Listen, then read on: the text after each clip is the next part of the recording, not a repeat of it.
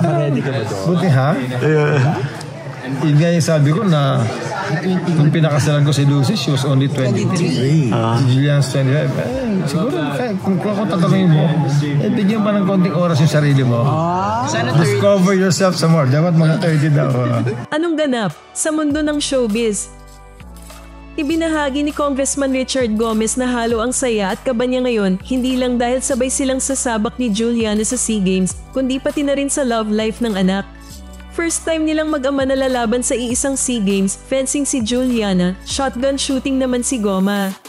Naging prangka si Richard nang mapunta ang usapan sa love life, hiwalay na raw si Juliana sa ex nitong si Miggy Bonevie Bautista at may 2 binatang umaaligid ngayon sa kanya matapos umuwi mula Korea. Pero bilang tatay, nag-o-observe lang daw siya. Nang tanungin kung handa ba siyang mag-asawa si Juliana. Magiging ready ka kaya kung magiging father of the bride ka? Alam mo, gumaan din yan sa utak ko kasi si Juliana, she's 25 now. Correct. Oo, siguro. Married Lucy. Lucy was only 23. Sabi ko, doon ko lang na-realize nung umuwi si Juliana from Korea. May umaaligid-aligid. Sino to? Sino yan? Hindi ko alam. Nakagano ako sa'yo ko. Athlete din ba? Athlete din? Pero kilala mo. Hindi ko kilala eh. Tapos? Saan sa umaligid sa Ormoc o dito sa Manila? Hindi. One time, parang nasa BGC lang sila eh. Naisip ko, my God, kaya ito mag-decide, baka biglang one day sabihin na, mag-aasawa na. Magulat na lang ako. Naka-ready ka ba doon? Buti ha?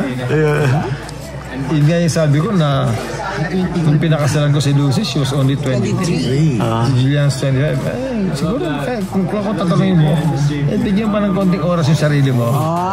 Discover yourself some more. Dapat mga 30 daw.